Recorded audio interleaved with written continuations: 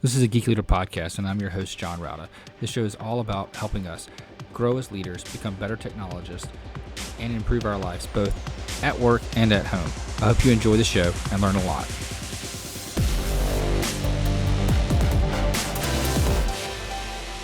Welcome to a Geek Leader podcast. I'm your host, Jon Jon. And if you could, please do me a favor and take a moment and leave a rating and review in whatever podcast player you're listening to this on, whether it's Apple Podcasts, Spotify, iHeartRadio, doesn't matter. I would greatly appreciate it. And that feedback really helps get other listeners to the show. Also, if you're not subscribed, go ahead and subscribe so you don't miss an episode.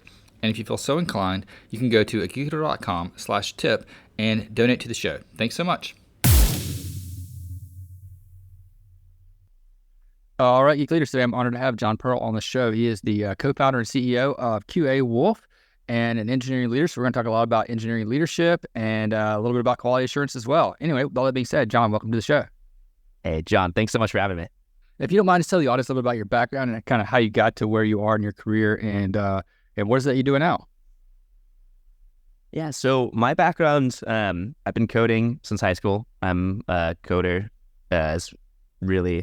I love coding. I ended up going and leading engineering at a few different startups. So after working as a software engineer, led engineering at this logistics software company based out of Boston called Dispatch.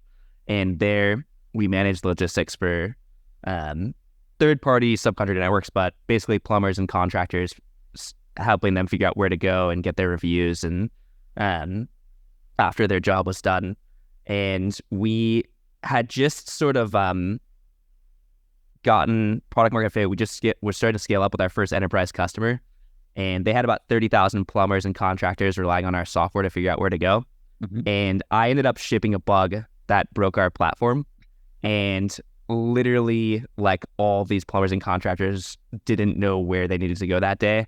And that was like my first major production outage. So I think that's sort of like the inspiration for QA Wolf, was like the pain and the embarrassment, honestly, that I felt on that day of and the need to like never let that happen again. Because, these people are relying on us and we're building this critical software, which didn't used to be critical until it started getting used. Right. But that led me on the journey of like, how can we solve this QA problem? So that's the inspiration for QA Wolf, which we can go into in a little bit. But after that, they got acquired by Vista, and then I led engineering at a healthcare startup in New York called Zip Drug, which ended up getting acquired by Anthem.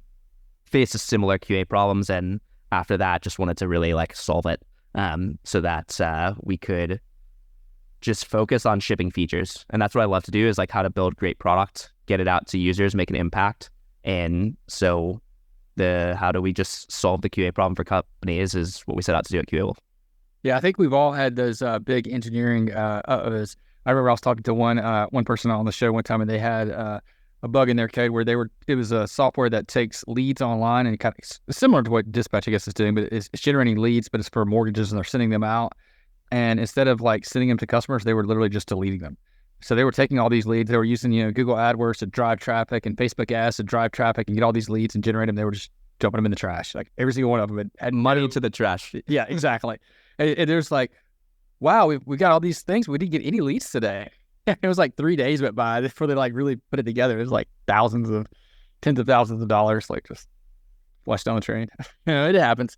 So when you were talking about, trying to make sure this problem never happens again, how important is it for people to go through kind of like adversity like that, in their career, to kind of learn that, because sometimes I know for me, I've got to have that hard lesson before I really learn, like, I'm not invincible and I've got to make mistakes.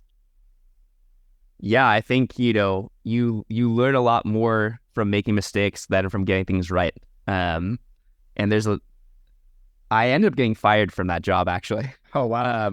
Yeah, so I can't 100% source it, but I have a suspicion that kind of my trust started to break down after that outage. I made a lot of other mistakes, but, I think that really, I reflected a ton about that, what I did wrong. It took me a long time to get over it, but definitely ended up a lot stronger on the other end. Because I don't think, when you make mistakes and they slap you in the face, like you like can't avoid it.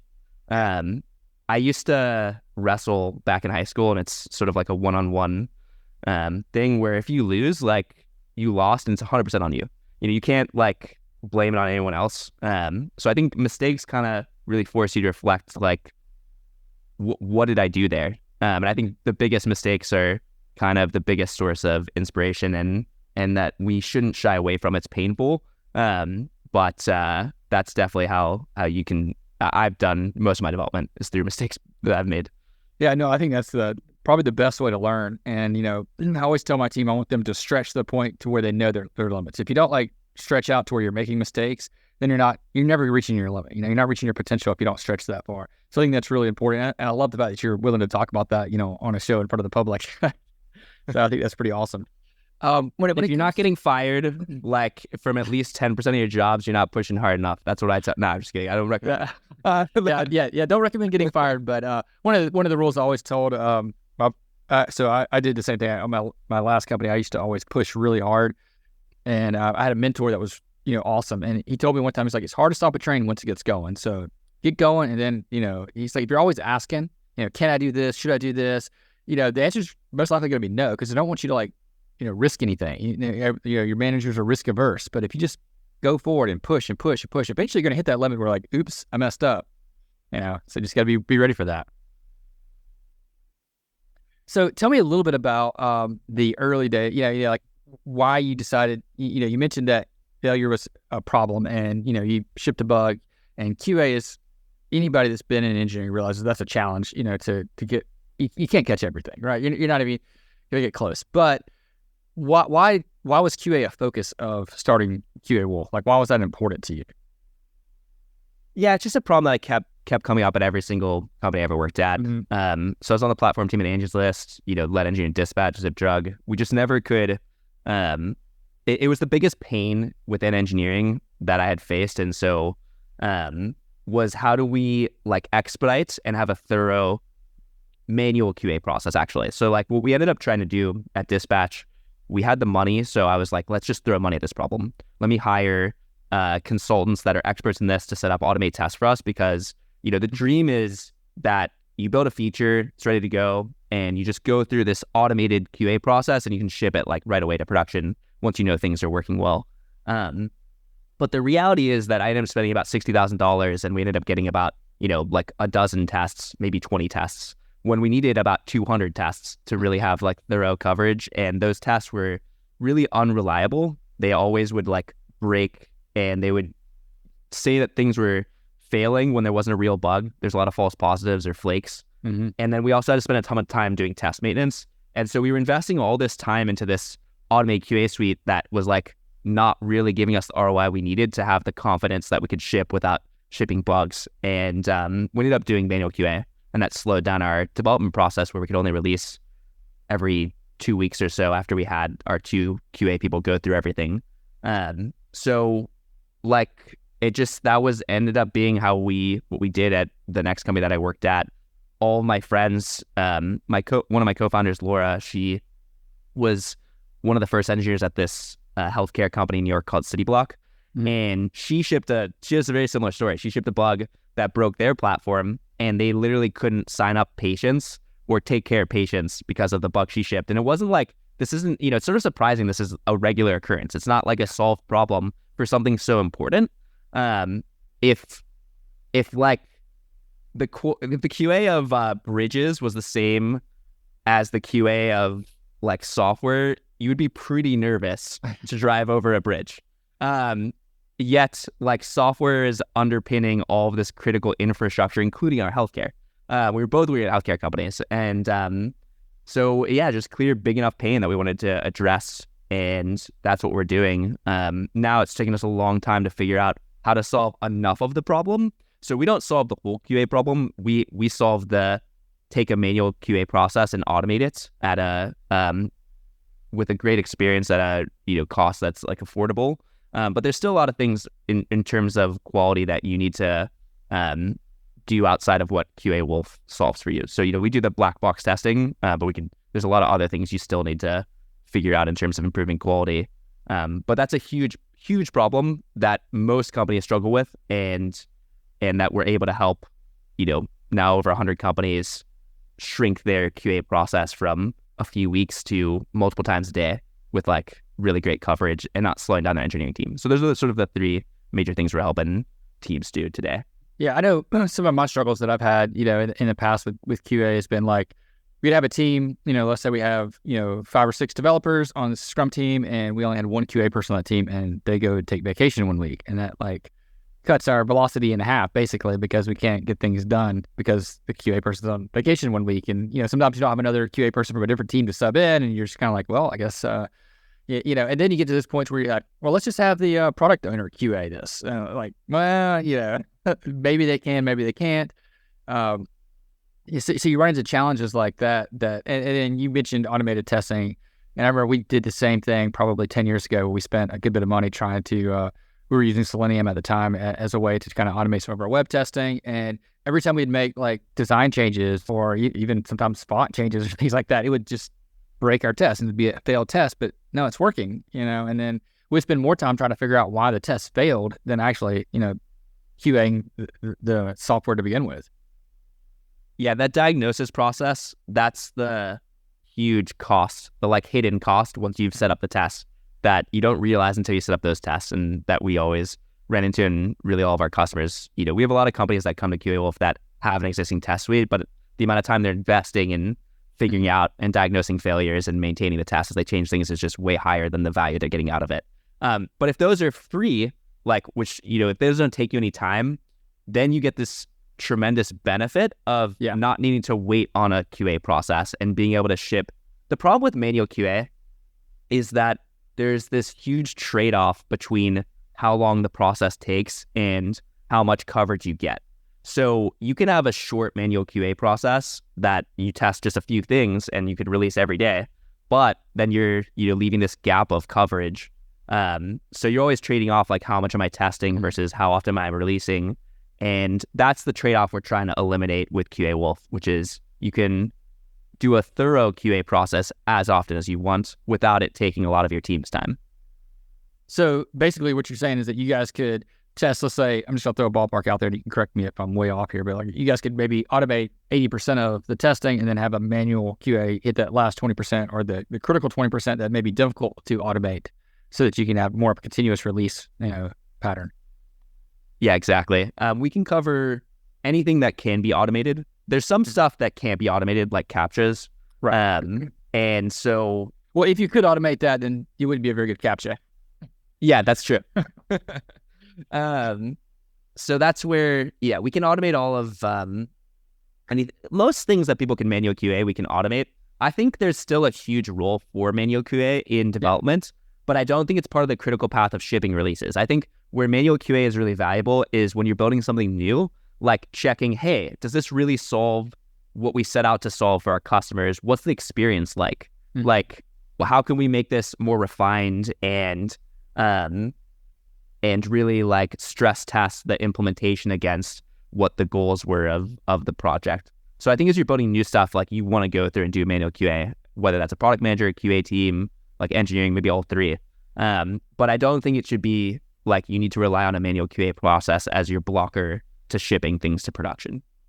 So let's say we were interested in, exploring QA, QA Wolf to as a customer. How would someone get started? What would be the first steps of saying, like, we have this manual QA process where, we're a Scrum team, that's our project management methodology. How do we get started on QA Wolf? So today you have to book a call with somebody. That's just because there is, we want to learn, and you can do that from our website. We want to learn like what teams' current challenges are and what their goals are, and then kind of come up with like where the automated QA process should fit into their workflow. And to do that, we need to understand what they're doing today. But a lot of times, like I'll just go through, a very common scenario, which is that teams might have a QA environment that they merge into before they ship to production. And today they're, going through some sort of manual QA process on that QA environment. Maybe once every 2 weeks, they, finish the process and then they ship after that. Then they want to come and they want to say, hey, we want to give this time back to our engineering team or our QA team, and we want to cut down this process. Then what we would do we kick off an engagement. We're going to go through and figure out all the things that you want to test and clearly define a test plan, actually a manual test plan, so that we have a very clear outline of all of the features that need to be tested to make sure we're testing the right stuff. And so we do that over the first few weeks, like working with the team, where they kind of point us in the right direction, and we'll build out this test plan, build on top of whatever they have in place. And then once we get that alignment to make sure we're testing the right stuff, that's really going to move the needle, the critical workflows or the area that they're, want to migrate stuff from, whatever, the business goals are. Then we start to automate all those tests. So we'll take that manual test plan and we turn it into automated tests, and we integrate that into their development process. So maybe every time they merge a PR and it goes to the QA environment, then QA Wolf tests will run. And then finally, every time the tests fail, we have a team 24 hours a day that investigates those failures and determines if it's a bug or not. So all of the diagnosing of failures, we actually go through every failure and we manually reproduce it following the test plan, record a video, and if we can reproduce it, we post that into their Jira or Linear and Slack. Yeah, that's huge. Exactly. And if it's not a real bug, which is actually more often than not, then we go ahead and we maintain that test. You updated the login button to say sign in. That's a basic example, but you completely change the workflow, and now there's a whole modal that pops up. We're just going to update that test for you without bogging down your team on these false positives. So that's the overall the loop of kicking off a QA Wolf process of automating your manual QA. No, that's awesome. Yeah, I love that part about going through the test, because like I said, that was the biggest time suck. I was trying to figure out, why this test failed. Is it false positive, or what is it? That was huge. So that's great that you guys are doing that.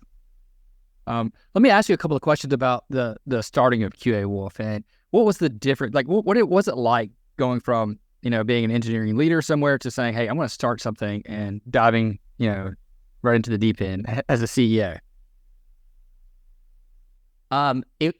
There's it was really fun at the beginning, actually. I think I saw this graph of the startup journey, and the beginning, you're everything's amazing, we're gonna change the world, and then there's it kind of goes down over time, and there's the ups and downs, and then there's a part of despair at the bottom, and then it turns around. So I think starting off, is really exciting. Great, we're gonna solve this massive problem that we always faced, and that's how it felt. Kicking things off. We're living off our savings. We actually were living in New York and moved to Montana to save money, which was also fun. It was cool to live somewhere different. But what we did is we ended up making so many mistakes. The biggest mistake is we were focusing on the technology instead of solving the customer problem at the beginning. So that's easy to do for developers, because you get sucked into that technology and the excitement of it. You forget about the fact that I'm here for, this customer and to solve that problem. And you think as you hear this, every startup advice says this, go sell it, before you build it. And you're no, I'm an engineer. I'm going to solve the problem. And then, we solve the problem, and then the money will come. It's definitely fell into that trap, very much so. And it's the same advice I hammer home to people trying to start companies is really try and sell something first if you're building enterprise software. It's different if you're building other types of businesses, but truly you should get people to understand that they have a big enough pain where they're going to commit to paying money, even if they're not ready. They know, hey, you don't have this yet, and I'll pay you if you add it, but get someone to get to that before you invest too much time in something. Because I think the devil's in the details. Truly the devil's in the details of, yes, we were solving the QA problem, but how do you solve that? And what are people actually going to pay for? That's where we made so many mistakes. So I can go into some of that journey, but I would say at the very beginning, it was really exciting. And it took us 3 years to get product market fit. Yeah. Yeah. Wow. And I love the fact that you're talking about those struggles that you learned up front, because that really defines, I guess that kind of defines your product and help you learn what the product is, because you probably built something that nobody wanted and then had to change it a little bit and build this. And it's oh, this is what people want. This is what's solving the problem. Let me focus more on that one. And sometimes our egos get in the way. It makes it difficult to, listen to the customer and do what they're saying they need versus what you think they need. Yeah. Well, where we started was, we tried to solve the whole problem. And I was really excited by the latest advancements in AI. OpenAI had just beat Dota with like a reinforcement learning algorithm. And the initial concept was like, how do we do that for QA? How do we just build an AI that can beat the QA problem? And so we spent about 9 months working on that. And there's all these reasons why AI wasn't there at the time. And even still today, like you can't solve the whole problem with AI. There's like parts of it that you can. But we spent about 9 months trying to like, we bit off way more than we could chew. And Laura, one of my co-founders, she was like, I didn't quit my job to become an AI researcher. If we don't ship something that people are going to use, I'm going to take this job offer that I have at Citadel. And that's when like we sort of dropped what we were doing and we're like, what is the quickest thing we can ship that people can use? And I think like moving quickly and getting something in the hands of people, it is very, as a first lesson. Don't spend a lot of time building in the dark. Yeah, that goes right back to the whole Agile, manifesto, the Agile principles. Get stuff out there so you can learn from the, usage of it and the customers, of it. And I think that's a cool thing. So that was your first, I guess, minimal viable product, really, is that what you put out there at that point? Yeah, we shipped an open source tool to create tests faster. So basically, it was a recorder that you could click through your web app, and we would auto generate the test code for you. There had existed recorders for Selenium since Selenium's been around, but they all sucked. They they would all generate really bad selectors, and like also like they're like macro tools. They don't really build the way you would have written the test. And so our goal with QA was how do we the open source, how do we like create a test that you would write from scratch with good selectors? And so we spent a ton of time. We shipped a crappy first version, but then we just like iterated on the selector generator and the code generator a ton, where I think had by far the best like recorder out there. And we got a fair amount of adoption with our open source QA Wolf tool. We like our downloads were going up and up. We had built it for Playwright, which had just come out. And then they actually started to, and we figured we're going to build this. Let's just get something in the hands of people. This will get us to be able to have conversations with them to learn about what other problems they still have. And then we'll build a business around that. So we took the major feedback that we got from the open source tool, the problems that people are facing with it. And that's when we ended up building a platform to solve those problems. Like people struggled with, how do I run these tests? I want to run them, every day, or I want to like get this integrated into my development process. So we built a platform to make it like with one click, you can schedule these tests to run every day, or as part of your GitHub deployment process. And then the other major problem that people faced was, hey, I'm trying to create this test, but I have no idea what I'm doing, or like I'm stuck on this one part. Like, can you help me get unblocked? And it's really hard to do. Like the only way to really do that would be to get on a Zoom call and them share their screen, and we don't really have access to. It's like you need sort of like remote control software to really like get in and help them. So that's what we were figuring. What if we put this all online, like Figma, and you could just share us a link and we could fix it for you. And so that was the QA Wolf platform that we sold initially, and that was the next iteration of QA Wolf. That's awesome. And then we learned from that. There's a lot of lessons beyond that, but I'll stop there. Yeah, no, I think that's really cool. So as you built your team up and hired people and got into developing a business now, and you have to get like customer service and sales and all these pieces together. How did you develop your leadership style, and what was that like? And how did you develop like a culture for the team and kind of just build a business?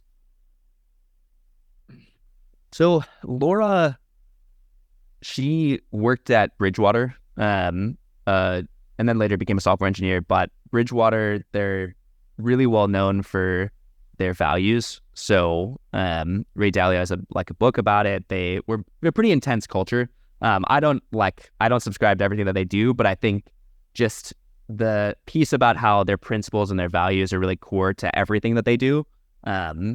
We took a lot of inspiration from that, and like really early on, before we hired anybody, we put a list together of our like 6 values, and now we've slimmed that down to 4.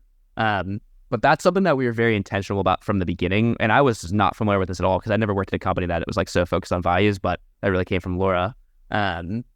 And then after we put that together, like we sort of use those as our GPS or like guidance to like, how do we run this company? So it's sort of like something that we always come back to.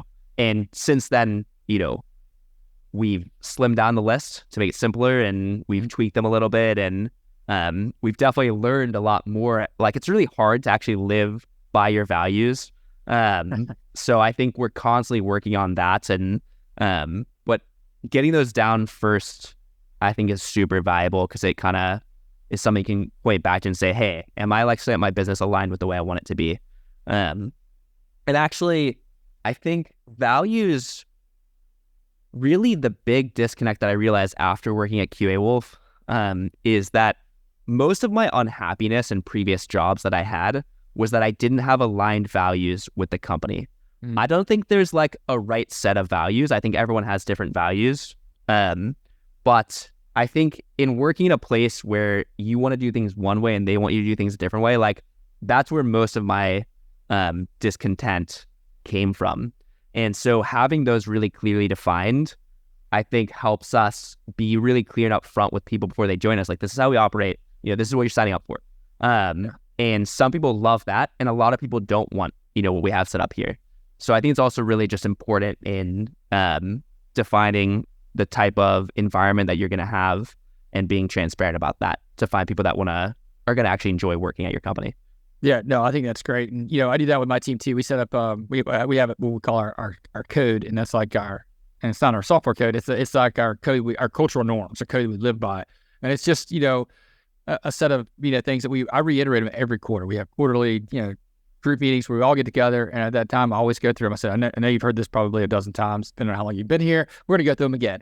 We just go through them and we talk about them. And, if anybody has any new values that they want to, add to it, or if they say, hey, this is no longer relevant, like we don't need this anymore, then we'll adjust that and we'll talk about it and we'll come up with something new. And, we kind of do it as a team. I take ownership of them, but I think it's really cool to, communicate that, have that transparency of this is what we do and this is how we do it. Also, like you said, it's your GPS, it's your compass. It's what tells you, when you get stuck to a problem, how do you handle this problem? For me, if my team like screws something up publicly, we always have each other's back publicly. Like, we won't ever talk bad about each other or anybody on the team outside of our team. Inside, I can talk crap about, anybody I want, because we're talking to each other. We can do that, but we're not going to take it outside, and we're going to always, we'll share those grievances internally and not externally. And so if something goes wrong and they want me to blame somebody, I'm going to blame myself, because I can't point the finger at anybody. That's one of our values. So I think that's really cool to have that up front, because it helps you, for me, I always want to like defer blame. I hate taking responsibility for anything, but I know I need to, and I can always look back and say, okay, well, this is our cultural norm and our transparency. We're going to do this and do this that way. And, going back to what you said, having those things that you can live by that are out there, they may be difficult to do, but they make life so much easier because you already have it defined. You already have the scaffolding for the building. You just got to just keep it in line. Yeah, compass, I think, is a great analogy. Mm-hmm. And really, the way they're the most helpful is when you have a difficult decision. Yeah. Because it's usually it's like the harder decision you have to make is actually the right decision. And that's why it's harder. But having those values they can reflect back or look back on and say, okay, well, we were very intentional about this. What is aligned to this? I think it helps, keep us honest. So yeah, I would say that's values. Actually living by them, it's one thing to write it down, and I think every company has values, but very few actually your actions, not leadership's actions, the actual actions of the people on your team, those are your true values, how they act. And so, if you're not doing what you say, then they're meaningless. Yeah, and I think having that transparency and communication of those values regularly is really important. I love the fact that you guys even scaled down, because you're like, hey, we've got to make this simpler. I can think back at the company I worked at for 9 years, and I heard the company values the day I got hired, and I never heard them again. And just kind of you forget about it. You don't even realize they're there until you get some pamphlet what is this? What are these 6 words? Oh, so I think that's really important to share. one of the cool things that I saw you guys do when I saw it on your YouTube channel is that you guys have this like a retreat or an offsite that you guys have. As a remote company, why do you think that's important, and what value do you get out of that? Yeah. Remote companies are great and horrible. Like, I don't know. There's there's the good and the bad of them. I think, the great thing about a remote company is that you can hire amazing people wherever they are. And there's a lot of flexibility that those people can have, including myself. Like, you can work from anywhere as long as you get your work done. And you're on the right time zone, and you can, like, if you have meetings with customers and your customer facing, you have a good place, you can meet them. But the downside to being remote is there's something about being in person to build relationships and to build trust that you cannot replace. Like, there's nothing that can replace actually meeting somebody and spending time with them. And so we do retreats once a year. I think we're going to start doing it twice a year, like a team retreat and then a company retreat. We could only afford one company retreat. And even actually the first retreat was like, oh my God, this is really expensive. Like, should we actually do this? That's how I felt it was like a lot of money to actually fly everyone to one place. And so it was actually unclear to me, like, is it actually worth the investment? And then after the retreat, I was like, oh my gosh, yeah, that was so worth doing.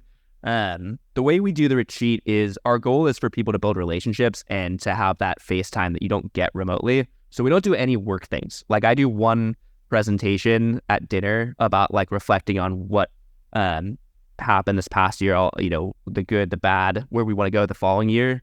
So it's the only really work thing that we do formally. But the rest of it is really just, we try to have a fun retreat that, like, gets people together, spending time together. So we do, like, escape room. We, went to San Diego this last year, and we went to this, like, arcade in I forgot the name of it, but basically there's, like, roller coasters and mini golf and all these fun things to do. And we have a bunch of activities like that just to spend time together and to build those relationships. So that's what I think, after doing that first year, we did in Seattle the first year, like, it was so obvious the value of actually meeting people in person and being able to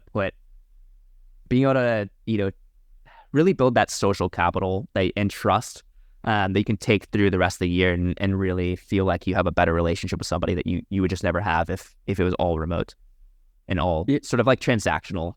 Really. Yeah, no, I agree 100%. I think that in-person communication that you have it's difficult to do when you are remote, because if you're together in the office, you kind of walk by somebody, you have a conversation, you talk about your weekend, you talk about your kids, you see something someone's wearing, you say something, it's just like, you can have more personable conversations.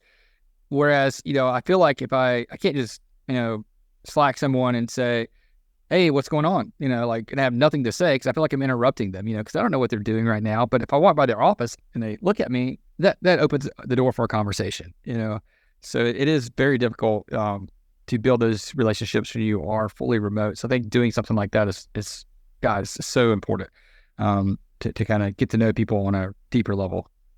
Yeah, and we do we have this Slack channel. It's like virtual coffee that everyone gets invited to, and it's totally optional. I need to look up the name of the service, but basically, like, anyone who's in the channel, they get connected. I think it's Donut is the name of the service. But they'll get connected weekly, and you can, like, say I can only do this week or not with this week. But they get connected, and then we say, hey, if you end up doing a donut, just, like, use your QA Wolf company card to buy lunch. And so that's like a way to meet different people at the company. Not everyone does it. Maybe like half of the company does it, but we try and, like, still build those relationships. But yeah, there's nothing like meeting in person. But I do recommend it. I think it's a good, like, donuts are a good tool to use if you're a remote company. Yeah, that is cool. I haven't heard of doing that, but yeah, that sounds like a really good way to, because then you're not interrupting somebody. You don't have that awkward feeling of, like, am I just being creepy asking someone how their day's going? Like, no, I don't want to, come off like that. It's also like, it feels like inauthentic almost. Like, it's like authentic to do in person. And, like, I have this allergic reaction to, like, inauthentic stuff. If you're just doing something for the motions and like, because it's like not, it's like just, it's not being you. You're forced doing it. Yeah, because it's not. I'm not like I actually in the mornings when I come into the office, I'm not the kind of person to say hello to people in the morning. Like let me get a couple of cups of coffee in me, and then I'll be more talkative. But like it seems so fake when if I ever say good morning on like a Teams channel or Slack or something like. Yeah, I'm not going to do that in real life. So why do it here? Yeah, and I think like that's sort of how I feel a little bit about a remote company is like just being honest that, hey, if you want like a social work environment, truly you're not going to get that from a remote company. Yeah. Like you're not going to get the same amount of like social, it's just not. Like it's not like if you value that as really important, like probably QA Wolf isn't the right company to come work at. If you value your like flexibility, that's the huge benefit of QA Wolf, or a remote company. Mm-hmm. And so I think just being like real about the trade-offs, because there are trade-offs in how your company's culture is. Mm-hmm. I think that's important. Yeah, no, I appreciate you saying that, because I think, so many people talk only about the positives of certain things. But, if you're someone who's only worked in the office for a long time, and that's kind of where you built your friends, and that's kind of like how you, get that adult conversation, because maybe you just have kids at home, you get tired of talking about, Thomas the Train or whatever, and you want to talk like with some adults, you need that kind of thing. If you go to a remote company, you may feel lonely, honestly. Yeah. Yeah, and I don't think we have the answer for that, unfortunately. No, but I think it's really important to talk about, to share and say, this is kind of that environment, and, depending on where you're at in your life and what you've got going on, this may be great for you and this may not be. And, it's important to have that when you're going into looking for a job too, Definitely. So what's the future of QA Wolf, and what do you guys got going on next? The future of QA Wolf. So I mean, really it comes back to our mission, which is how can we give time back with the best QA solution in the world. And I feel like we're 1% of the way there.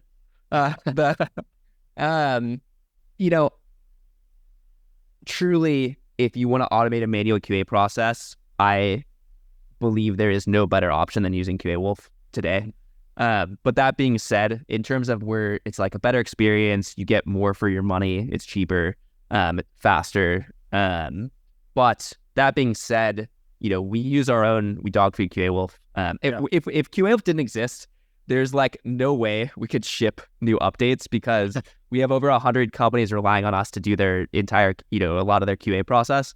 And so if our platform goes down, like we become a bottleneck for, almost 200 companies. And that's like, that would be horrible. Thankfully that's not, happened, because we catch critical bugs all the time using QA Wolf. But that being said, I use it, and I like, our number one value is to make magic. So the way I think about making magic is, it was like inspired from Disney, but, you go to like, magic to me is not like being the best out there, but it's, if you could imagine it, what the best possible thing is, like that's what making magic is. And it's an experience that is like so delightful that someone that comes to it, is sort of surprised to how good it is, that it feels magical. And I can just say we're not there yet. Like in dog food, like there's just so many things that we can improve about the experience, make it more, less friction. Even though we save, like there's very low friction today, how do we even reduce the friction further? Yeah. And that's really the guiding light for QA is how do we make it as seamless as possible? How do we deliver more coverage for less money? And how do we make the most magical experience? And today, I think we're doing a great job there, but there's a long roadmap to continuing on improving those things.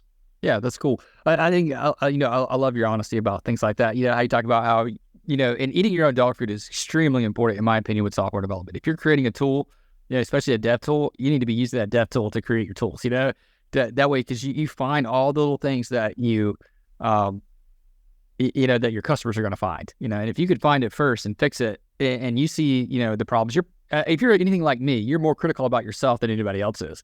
So you're going to see this problem and be like, yeah, I can't believe I missed that. Well, let me fix that, and so using your own product is really important. And I couldn't imagine building a tool that I didn't use myself. So I think that's really awesome that you guys are doing that. Definitely. And like, the thing is, I feel like engineering, it's really a prioritization problem. you have a bunch of things you want to get done, but it's like, which things do you do now and how much do you invest in them? That's a lot of the engineering problem, both in technical debt and in product development. So that's the hard problem. It's like, if I could snap my fingers and like build, what is the ideal experience, that would be amazing and we would be there.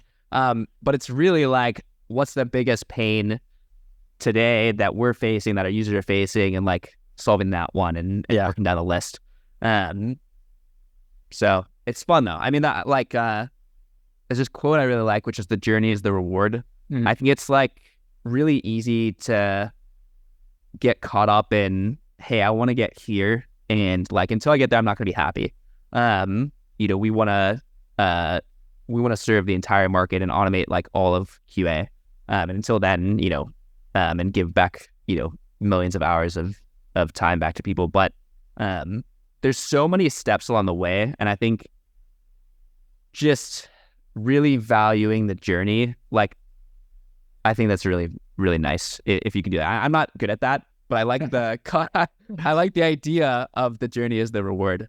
I think that's very accurate too, because you got to realize the destination is always a mirage. It's always going to be, pushing the boundary. The goalposts are always going to be moved back a little bit further. You're never really going to get there. But, if you strive for perfection, you're going to be a lot better off than if you don't, but you're never going to be perfect. So you got to always, work towards that and be, happy with the success and the journey, that you have. So I one last question. It's just wondering, how can people, we've talked a lot about the things that are going on in QA Wolf, and, some of the things that you guys are helping out with people and your culture, which is awesome for, general leaders to kind of steal and use themselves too. How can people connect with you online and learn more about the things that you're doing? And maybe if they have any questions, connect with you. Yeah. So feel free to send me an email anytime. I'm jon@qawolf.com. I'm always happy to help, other people. Like I want to pay it forward. I meet other, founders all the time, and try and be helpful in any way I can. LinkedIn, I honestly don't connect to a lot of people. I have a pretty far, because there's so much sales that goes in there. But I just want to email, so email is good. And yeah, like I'd love to be helpful if I can. So send me an email. Awesome. And I'll link that too in the show notes too at geekleader.com. So you guys can email Jon or go to QA Wolf if you're interested there at qawolf.com. And anyway, thanks again for coming on the show. Really appreciate it. Hey, Jon, thanks so much. Hope you enjoyed the show. Please go to geekleader.com to learn more about what this guest is up to. Click on their links and connect with them online. I would also greatly appreciate it if you could leave me a rating and review in Apple Podcasts or wherever you listen to the show. Make sure you've subscribed if you haven't already. And if you feel so inclined, you can leave me a tip by going to geekleader.com/tip.